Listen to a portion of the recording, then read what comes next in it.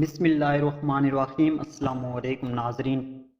ایک شخص ایک ذبح کی ہوئی مرغی لے کر مرغی فروش کی دکان پر آیا اور کہا کہ بھائی ذرا اس مرغی کو کاٹ کر مجھے دے دو۔ مرغی فروش نے کہا مرغی رکھ کر چلے جاؤ اور آدھے گھنٹے بعد آ کر لے جانا۔ اتفاق سے شہر کا قاضی مرغی فروش کی دکان پر آ گیا اور دکاندار سے کہا کہ یہ مرغی مجھے دے دو۔ دکاندار نے کہا کہ یہ مرغی میری نہیں ہے بلکہ کسی اور کی ہے اور میرے پاس ابھی کوئی اور مرغی نہیں جو آپ کو دے سکوں۔ قاضی نے کہا کہ کوئی بات نہیں، یہی مرغی مجھے دے دو، مالک آئے تو کہنا کہ مرغی اڑ گئی ہے۔ دکاندار نے کہا کہ ایسا کہنے کا بھلا کیا فائدہ ہوگا، مرغی تو اس نے خود ذبح کر کے مجھے دے دی تھی، پھر ذبح کی ہوئی مرغی کیسے اڑ سکتی ہے؟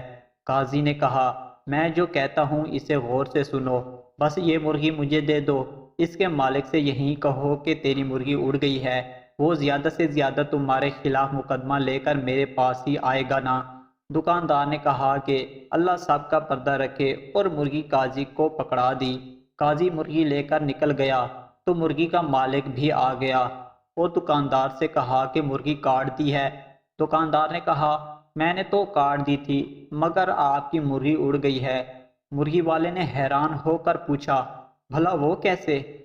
میں نے خود ذبح کی تھی، اڑ کیسے گئی ہے؟ دونوں میں پہلے نوک چوک شروع ہوئی اور پھر بات جھگڑے تک جا پہنچی، جس پر مرغی والے نے کہا کہ چلو عدالت قاضی کے پاس چلتے ہیں، اور چل پڑے۔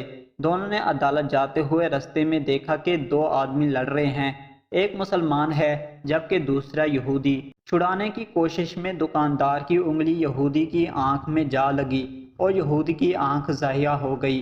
لوگوں نے دکاندار کو پکڑ لیا اور کہا کہ عدالت لے کر جائیں گے۔ دکاندار پر دو مقدمے بن گئے۔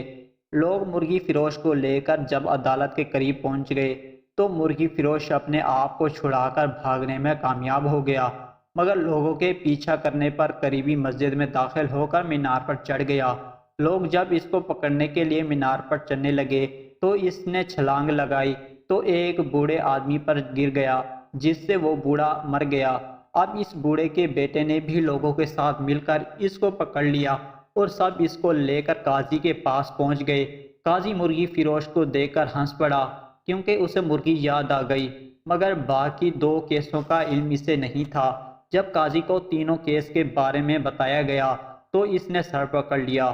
اس کے بعد چند کتابوں کو الٹا پلٹا اور کہا کہ ہم تینوں مقدمات کا یکے بعد دیگرے فیصلہ سناتے ہیں۔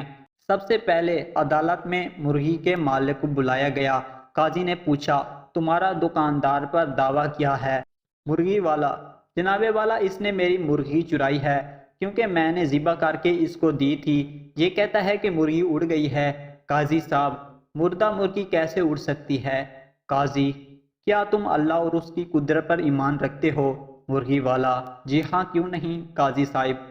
قاضی کیا اللہ تعالیٰ بوسیا ہڈیوں کو دوبارہ زندہ کرنے پر قادر نہیں؟ تمہاری مرغی کا زندہ ہو کر اڑنا بھلا کیا مشکل ہے؟ یہ سن کر مرغی کا مالک خاموش ہو گیا اور اپنا کیس واپس لے لیا۔ قاضی دوسرے مدعی کو بلاؤ۔ یہودی کو پیش کیا گیا تو اس نے عرض کیا کہ قاضی صاحب اس نے میری آنکھ میں انگلی ماری ہے جس سے میری آنکھ ضائع ہو گئی، میں ابھی اس کی آنکھ میں انگلی مار کر اس کی ضائع آنکھ کرنا چاہتا ہوں۔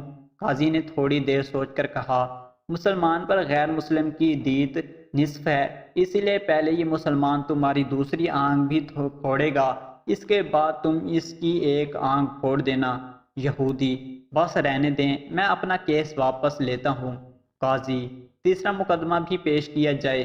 مرنے والے بوڑھے کا بیٹا آگے بڑھا اور عرض کیا کہ قاضی صاحب اس نے میرے باپ پر چھلانگ لگائی جس سے وہ مر گیا۔ قاضی تھوڑی دیر سوچنے کے بعد بولا ایسا کرو کہ تم لوگ اسی مینار پر جاؤ اور مدعی اس مینار پر چڑھ کر اس مدعی عالیہ مرغی فروش پر اس طرح چھلانگ لگا دیں جس طرح مرغی فروش نے اس کے باپ پر چھلانگ لگائی تھی۔ نوجوان نے کہا قاضی صاحب اگر یہ دائیں بائیں ہو گیا تو میں زمین پر گر کر مر جاؤں گا۔